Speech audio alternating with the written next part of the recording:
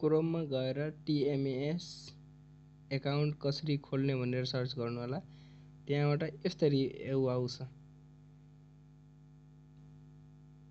सबै आएपछि माथि केही नै हेर्नु होला। सबभन्दा तल new registration online trading account opening छ, त्यसमा क्लिक गर्नु होला। त्यो क्लिक गरे पछाडि अब यहाँ सबै स्टार लागेका जति छ त्यो सबै भर्नु होला। अब म फटाफट भरे। हेर्न सक्नुहुन्छ म मोबाइल नम्बर हाले काठमाडौँ। यहाँ चाहिँ दुईटा अप्सन हुन्छ, पोखरा काठमाडौँ। काठमाडौँ सिलेक्ट गर्नु होला अनि आफूले गरेको इमेल चाहिँ गर्नु होला। त्यसपछि अगाडि नेक्स्ट गरिदिने।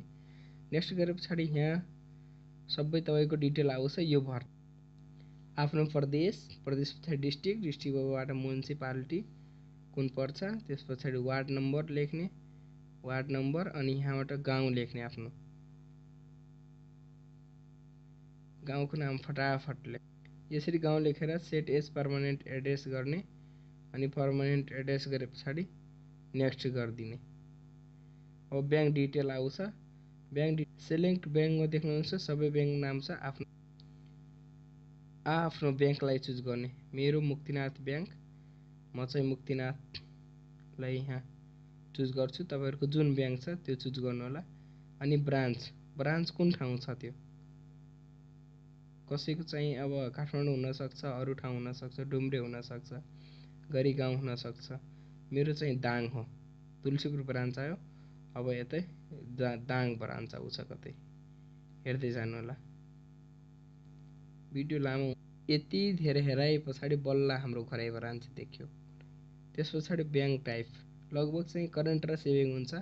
मेरो चाहिँ सेभिङ, म सेभिङमा दबाए। अनि एकाउन्ट नम्बर चाहिँ तपाईको जुन ब्याङ्कको मोबाइल ब्याङ्किङ छ त्यसमा गए पछाडि त्यहाँ कपी गर्न सक्नुहुन्छ डिटेलमा गएर। जस्तै एकाउन्ट नम्बर हाल्ने। एकाउन्ट नम्बर पछाडि BOID नम्बर आउँछ। त्यो मेरो शेयरमा गएर कपी गर्ने अनि त्यहाँबाट कपी गरेर यहाँ पेस्ट गरिदिने BOID नम्बर। जस्तै जे लेखे पनि भयो भन्नाले हुँदैन।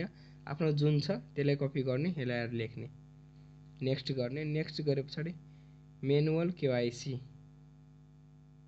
म्यानुअल KYC यो चाहिँ एकदम अनिवार्य छ। KYC को लागि डकुमेन्ट आफ्नो पोस्ट गर्ने, त्यस पछाडि PP साइज फोटो पोस्ट गर्ने, चेकबुकको स्लिप पोस्ट गर्ने, सर्टिफिकेट नागरिकताको अगाडि पछाडिलाई PDF बनाएर पोस्ट गर्ने, अपलोड गर्ने। त्यस पछाडि सिटिजनशिप होल्डिङ फोटोस नागरिकतामा भएको फोटोलाई यहाँ पोस्ट गर्ने। डिमेट कन्फर्मेसन यो पनि तपाई यो डाउट लाग्छ हैन, यो चाहिँ मेरो शेयरमा गएर डिटेलमा गएपछि डिमेट कन्फर्मेसन भन्ने कुरा हुन्छ, त्यहाँ चाहिँ गएर हेर्न सक्नुहुन्छ। अनि बाँकी सबै कुरा भएपछि यहाँ नेक्स्ट गरेर केही शर्तहरू मान्नु पर्छ हामीलाई। त्यो शर्तलाई प्रिन्ट गर्ने सकिन्छ भने प्रिन्ट गर्नु, नत्र चाहिँ यहाँ सबमिटमा क्लिक गरिदिने। बुझ्नुभयो? सबमिटमा क्लिक गरिदिने। यति गरे पछाडि तपाईको ब्रोकन एकाउन्ट त्यो बुझ्नुस् कि खुलिसक्यो। अब तपाईले परेको शेयरको रकमहरू आफै स्वयं हेर्न सक्नुहुन्छ। अब भएन त फाइदा तपाईलाई। अब यतिको फाइदा यो भिडियोबाट भए पछाडि 200-300 रुपैयाँ तपाईको बच्ने हुन्छ। त्यो 200-300 रुपैयाँ बचे पछाडि त्यसैको उपहार स्वरूप एउटा कमेन्ट, भिडियो र लाइक र सब्स्क्राइब गरिदिनु होला। एक क्लिकले तपाईको मेरो हौसला पनि बढ्नेछ र तपाईको 200-250 रुपैयाँ पनि बच्नेछ।